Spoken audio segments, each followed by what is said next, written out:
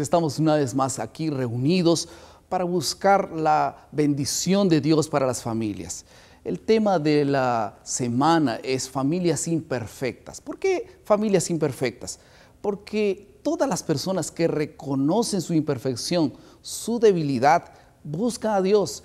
Y cuando buscan a Dios, Dios tiene el poder para tornar las imperfecciones y fortalecer la familia. Por eso estamos aquí, para pedir una bendición especial de Dios para todas nuestras imperfecciones. Así que vamos a hacer una oración y enseguida vamos a abrir la palabra de Dios. Oremos. Querido Padre, muchas gracias por tu palabra, que pueda traernos aliento, ánimo, pero sobre todo podamos sentir la influencia tuya en nuestras familias. Tu mano bendita esté con aquellas familias que especialmente tienen dificultades para avanzar en la vida. Te suplico que bendigas estos momentos del estudio de tu palabra. En el nombre de Jesús. Amén. El texto que vamos a leer está en Efesios capítulo 6, versículo 12. Vamos a leer Efesios 6, 12. La Biblia dice: porque no tenemos lucha contra carne ni sangre, sino contra potestades, principados, contra los gobernadores de las tinieblas de este siglo, contra huestes espirituales de maldad en las regiones celestes. Nuestra lucha no es contra nuestro hermano, nuestra esposa, nuestro hijo, nuestros familiares. Es una lucha contra principados y potestades espirituales del mal. Nuestro enemigo o enemiga no es mi esposa o mi nuera, son las huestes espirituales de maldad. Saben, cuando era niño, recuerdo que uno de los juegos más esperados por nuestra clase en la primaria era el Pisa-Globo. ¿Ustedes recuerdan ese juego? Consistía en un globo que colocaban en el pie, un globo lleno de aire, amarrado en el pie de los participantes. Entonces, el juego consistía en básicamente reventar todos los globos de los compañeros.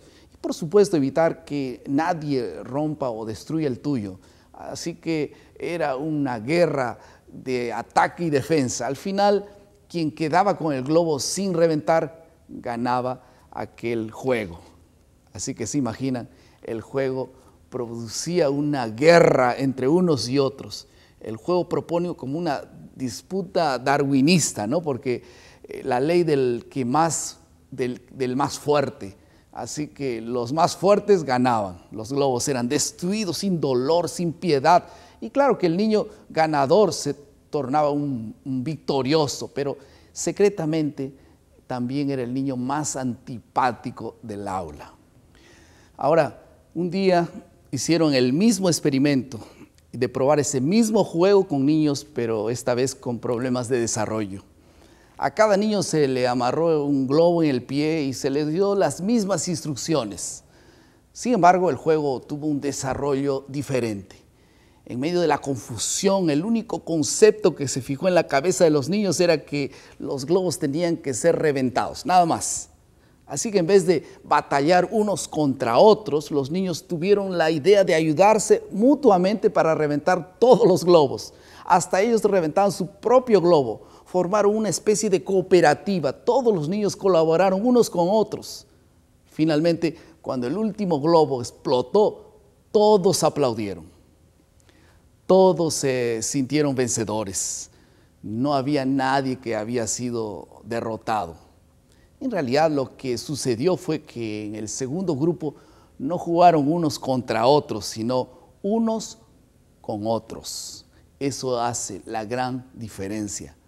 Y saben, uno de los mayores desafíos que la familia tiene hoy es mantener la unidad, unos con otros, no unos contra otros. Los enemigos no son los miembros de la familia, los enemigos vienen de afuera, y eso es siempre. Ahora, Caín y Abel eran hermanos, pero se convirtieron en enemigos. Ambos querían agradar a Dios, pero uno solo recibió la aprobación final de Dios. No porque Dios hizo discriminación, sino porque uno hizo la voluntad de Dios y el otro no. Eso despertó sin duda la ira de Caín, que terminó matando a su propio hermano. Ahora, ¿Qué realmente causa crisis familiar? ¿Por qué existen tantas crisis familiares en las familias modernas? ¿Por qué es que hay tantas guerras internas? La comunidad está calma, pero dentro de las cuatro paredes pueden estar matándose las personas. Es importante saber esto porque así nosotros atacaremos el origen del mal y no apenas los síntomas del mal. En primer lugar, es importante reconocer el origen de todo mal. Hay un pasaje en la Biblia que dice Jeremías capítulo 17, 9. Si ustedes tienen sus Biblias, vamos a abrir en Jeremías capítulo 17 y versículo 9. Y la palabra de Dios nos dice lo siguiente. Estoy buscando también aquí en Biblia Jeremías 17, 9. Si hay alguien que no encuentra, por favor, alguien ayude a buscar ese pasaje. Jeremías 17, 9. Dice: engañoso es el corazón más que todas las cosas. Engañoso es el corazón más que todas las cosas y perverso, ¿quién lo conocerá? ¿Saben? La Biblia cataloga al corazón como engañoso. Nosotros tenemos el enemigo dentro, de alguna manera. Es realmente el origen de todos los males. Cuando nosotros decimos, nadie puede ser mejor que yo sé lo que digo, un padre, jamás me voy a rebajar para pedir perdón, yo tengo la culpa, o yo no tengo la culpa, yo tengo la razón. Son las excusas. Cuando hay el egoísmo y cuando hay orgullo, no hay forma de reconciliación verdadera, no hay amor verdadero, no hay paz verdadera. Cuando hay una crisis familiar, por ejemplo, puede ser por error de uno u otro miembro de la familia, pero la primera cosa que hacen los que se equivocan es esconder su error o justificarlo. ¿Cómo lo hizo realmente lo hicieron nuestros primeros padres, ¿no? Adán y Eva? Ellos taparon su error y cubrieron su desnudez con hojas de higuera. Y él dijo, yo no fui. Y fue mi esposa. Ella dice, yo tampoco no fui, fue la serpiente que me engañó. Yo no tengo la culpa. Lo único que Dios quería escuchar es que ellos digan, yo me equivoqué, yo tengo la culpa. Esa es la tendencia natural cuando alguien se equivoca. Pero sabes que cuando escuchas tú la voz de Dios y cuando tú te excusas delante de Dios, no hay forma de solucionar los problemas. Los problemas no se los solucionan de esta manera. En cierta ocasión, mi esposa me pidió que la llevara al dentista, porque ella tenía una consulta a una hora determinada. Así que combinamos el horario, el lugar y dónde la recogería. Y aquel día yo tenía muchas cosas que hacer, tenía una agenda muy larga y simplemente me olvidé del compromiso. Cuando me di cuenta ya era más, ya había pasado una hora. ¿Y ahora qué hago? Hice una pausa, respiré profundamente, comencé a pensar, elaborar alguna excusa. Después de todo, ella también tuvo la culpa porque no me llamó, así que decidí llamar. Cuando ella contestó el teléfono, el tono de su voz ya era diferente. Así que traté de excusarme, le dije, ¿por qué no me llamó? Estaba muy ocupado para recordarme que había un compromiso en aquel día. Y realmente había un compromiso que ella necesitaba estar, pero nada de todo lo que dije cambió su voz. Ella comenzó a hablar, me dijo que era importante para ella completar aquella curación, que yo no fui considerado, que prefería mi trabajo que a ella. Y el clima fue siendo cada vez más tenso, hasta que pensé y dije para mí mismo, ¿qué estoy haciendo? Si yo realmente me equivoqué, yo soy el culpable, entonces es simplemente pedir disculpas. ¿Por qué tengo que estar poniendo hojas de higuera sobre mi cuerpo? Así que hice una oración, me armé de valor y le dije, querida, tú tienes razón. Yo fui desconsiderado, yo fui irresponsable y yo no cumplí el compromiso que tenía marcado contigo. Y enseguida le dije, por favor, perdóname. Lo siento mucho, yo me equivoqué, ¿puedes perdonarme? Ella hizo una pausa en el teléfono y después de un silencio ella dijo, está bien, pero que no se repita otra vez. No hay corazón que se resista al perdón sincero. El único remedio para ese mal es sustituir el yo por Jesús. Porque cuando vive el yo, nadie quiere aceptar. Todos tienen la razón. Hay como un Dios dentro de nosotros. Pero cuando Dios se enseñorea de nosotros, es Dios quien tiene los sentimientos y cambia y purifica los sentimientos. En Gálatas 2:20, por ejemplo, la Biblia dice, no vivo yo más, pero Cristo vive en mí. Ya no vivo yo más. Cristo vive en mí. Esta debiera ser la reacción de todos. Por eso es que es tan importante que antes de encontrarte con tu esposa, antes que encender la televisión, antes de encender la cocina, encendamos la presencia de Dios para que Él viva en nosotros y nuestras reacciones sean las reacciones de Dios y no es nuestras propias reacciones. En segundo lugar, nosotros vemos que lo que daña las relaciones y efectúa lo que da más crisis en las familias es cada vez que no hacemos la voluntad de Dios, cada vez que contradecimos la voluntad de Dios, nos ponemos automáticamente en el territorio del diablo. Y allí Dios no tiene suficiente influencia sobre nosotros, especialmente los padres que con sus decisiones arrastran toda la familia para el sufrimiento. Esta primera crisis entre hermanos surgió exactamente porque Caín no estaba haciendo la voluntad de Dios. ¿Cuál era la voluntad de Dios? Ofrecer un sacrificio, un cordero, pero él en su orgullo dijo, no tengo corderos, tendría que pedirle a Abel y no quiero, entonces yo tengo frutas, tengo verduras, yo voy a ofrecer todo eso a Dios. Dios no quiere apenas buenas intenciones, Dios quiere que seamos fieles a su palabra. Y su palabra dice, por ejemplo, honra a tu padre y a tu madre. Y no lo hacemos, no los honramos. Su palabra dice, por ejemplo, dejará el hombre padre y madre y se unirá a su mujer. Y nosotros continuamos viviendo con los padres. La palabra de Dios dice que los hijos deben ser corregidos y nosotros consentimos los hijos. Y sufrimos las consecuencias. Nuestros hijos sufren porque no tuvieron la corrección adecuada, oportuna. La Biblia dice que debemos leer, repetir las palabras de Dios a nuestros hijos todos los días hasta que se graben en sus corazones. Y no lo hacemos, pasa todo el día y nunca abrimos la Biblia. Y entonces queremos tener un hogar de paz. No se puede, porque si no hacemos la voluntad de Dios, no haremos y no tendremos felicidad. Por eso, bienaventurado, feliz el que hace la voluntad de Dios. Felices las familias que hacen la voluntad de Dios. ¿Saben cuál es el manual de la familia? Yo por eso estoy con mi Biblia en la mano. Este es el manual de la familia. Porque Dios hizo al ser humano y Él conoce su situación y por eso dejó un manual a seguir. Sus consejos son importantes para evitar crisis en la familia.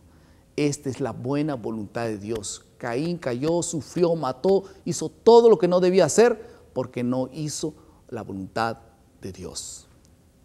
Otro ejemplo en la Biblia lo encontramos en la vida de Jacob, por ejemplo. Él tuvo 12 hijos, pero amó a José más que a todos los otros. Cuando los hermanos vinieron y observaron aquellas preferencias, lo odiaron y no conseguían hablar amigablemente con José. Solo quiero decir algo, Dios no tiene hijos preferidos, todos son amados de la misma manera, todos tienen las mismas oportunidades, todos son preferidos. Y cuando alguien piensa que no tuvo privilegios que otros tuvieron, cuando alguien cree que nació en un hogar sin oportunidades, quiero que sepas que allí en tu vida la gracia de Dios se quintuplicará. El texto bíblico dice que donde abundó el pecado, sobreabundó la gracia de Dios. Dios compensa lo que falta. Nunca te sientas en desventaja porque Dios compensa lo que falta. Nosotros somos 5 hermanos en mi familia, 4 hombres y una mujer. Así que todos tenemos una voz parecida. En cierta ocasión llamé a mi madre y comencé a hablar con ella. Y después percibí que estaba confundida y que no estaba reconociendo la voz. Entonces ella me preguntó, ¿quién de mis hijos eres? Yo le dije, mamá, soy tu hijo el más querido. Sin titubear, sin demora, ella dijo, hijo querido Juan. Y yo no soy Juan, soy Edison. Ella tenía sus preferidos, pero aun cuando los seres humanos puedan tener preferidos, Dios no tiene preferidos. Después ella me dijo, no, todos son preferidos. No, ya es demasiado tarde, le dije. Y hoy descubrí que tú tienes un hijo preferido.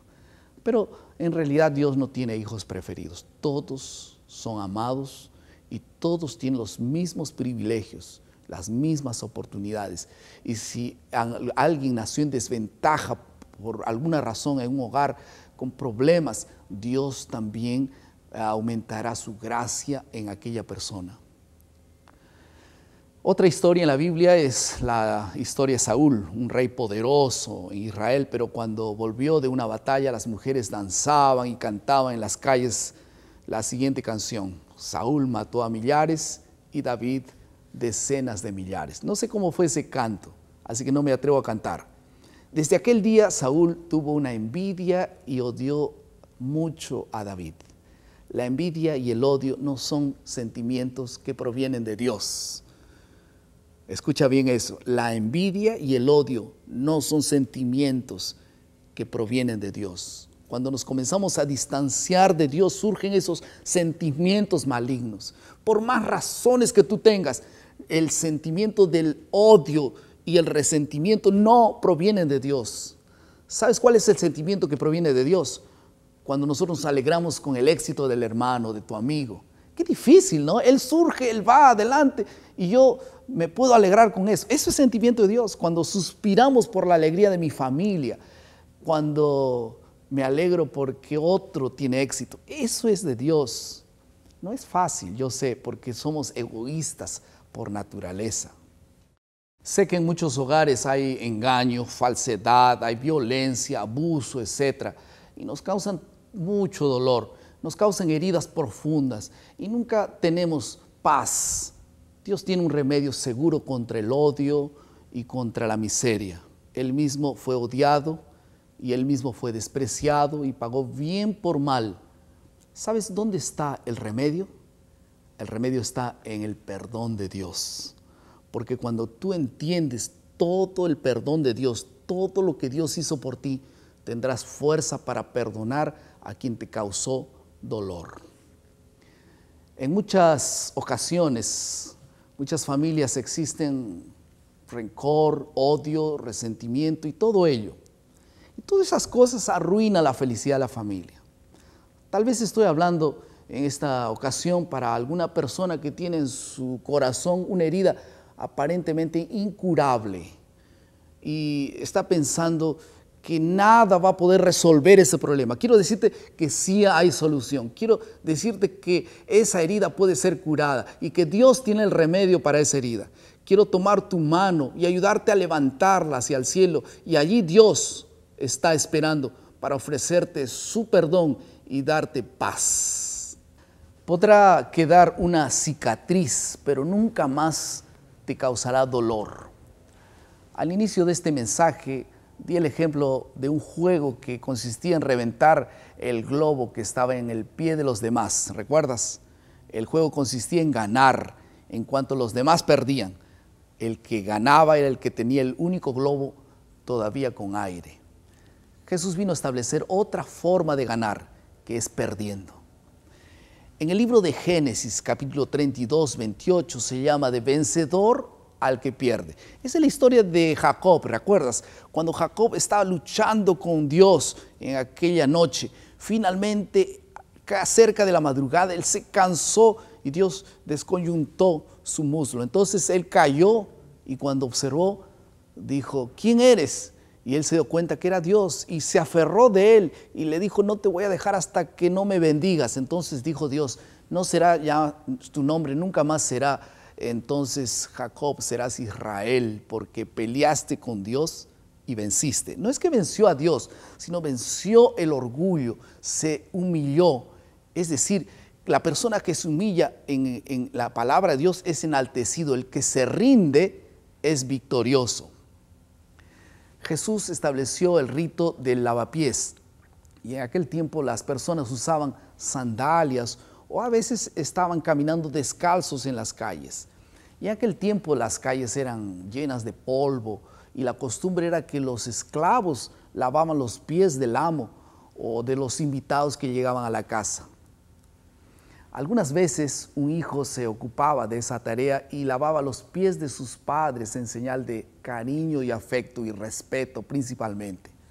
No existe registro histórico de alguien en posición elevada que lavase los pies de sus siervos, o por ejemplo de un rabino que lavase los pies de sus alumnos. Pero Jesús reunió a los 12 discípulos para comer y tal vez ellos se preguntaron, ¿a quién llamarán ahora para lavarle los pies, para lavarnos los pies? Jesús entonces tomó una toalla, un lavatorio con agua y comenzó a lavar los pies de sus discípulos. Al arrodillarse delante de Pedro, él intentó impedirle, decir, Señor, tú no me vas a lavar los pies jamás. Pero Jesús le dijo, es necesario seguir adelante, Pedro.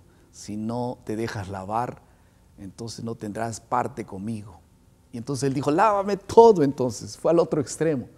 Cuando terminaron de lavar los pies, cuando él terminó de lavar los pies de los discípulos, estaban todos mudos, de cabeza curvada. Quien reconoce y acepta su propia pequeñez, todo el tiempo crece a los ojos de Dios. Dios bendice hogares cuyos miembros se humillan delante de Dios. No puedes tú imponer tu verdad, tu posición delante de tu familia. Es tu humildad, pureza, santidad que tiene más influencia que cualquier otro método. Una manera de proteger la familia es humillándonos delante de Dios y participando cada día del culto familiar. Tú has visto que en toda esta jornada de la familia hay un énfasis, el encuentro de la familia con Dios. Familias imperfectas se encuentran y buscan ayuda en Dios. Entonces vamos juntos a humillarnos cada día delante de Dios y ofrecer nuestra familia a Dios. Hogares que se humillan reverentemente cada día delante de Dios y hacen su voluntad son hogares vencedores en el nombre de Jesús. Por eso es que tal vez al final de este momento especial que pasamos juntos, solo queda un sentimiento, el deseo y la disposición de hacer la voluntad de Dios y el deseo también de negarnos a nosotros mismos y humillarnos delante de Dios, no es algo que nace naturalmente en el corazón de la familia. Entonces tú no puedes decir, a partir de ahora voy a hacer la voluntad de Dios, a partir de ahora me voy a humillar delante del Señor. Por más deseo que tengas, no vas a lograr. ¿Por qué? Porque esa es una acción de Dios en la vida del ser humano.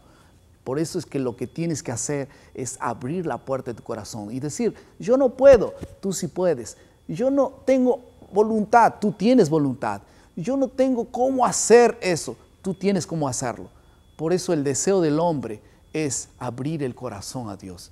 La primera noche dijimos, dame, hijo mío, tu corazón. Yo voy a cuidar de ese corazón. Yo voy a protegerlo. Yo voy a hacer contigo lo que nadie más podrá hacer. Las familias solo tendrán solución cuando están en las manos del Señor. Yo te pregunto, ¿tú quieres colocar tu vida y tu familia en las manos de Dios? El gran artífice y constructor de la familia y de la vida. ¿Tú quieres hacerlo? Yo quiero invitarte a ponerte de pie. Si estás en una iglesia, no sé dónde estés, yo también quiero ponerme de pie y quiero ofrecer mi vida y yo quiero ofrecer mi familia para que sea la familia de Dios, para que sea la vida de Dios. Vamos a orar. Querido Padre, en esta noche quiero ofrecerte mi vida, quiero ofrecerte mi familia. En esta ocasión yo quiero ofrecer la familia que tú has creado. Tal vez alguien tiene su familia rota, destruida. Por favor, Señor, interviene en la vida de esas personas. Cura las heridas, cura el resentimiento, el dolor y haz que la familia pueda ser recuperada para la honra y la gloria tuya. Te ofrecemos esas familias, nuestras vidas, en el nombre de Jesús. Amén.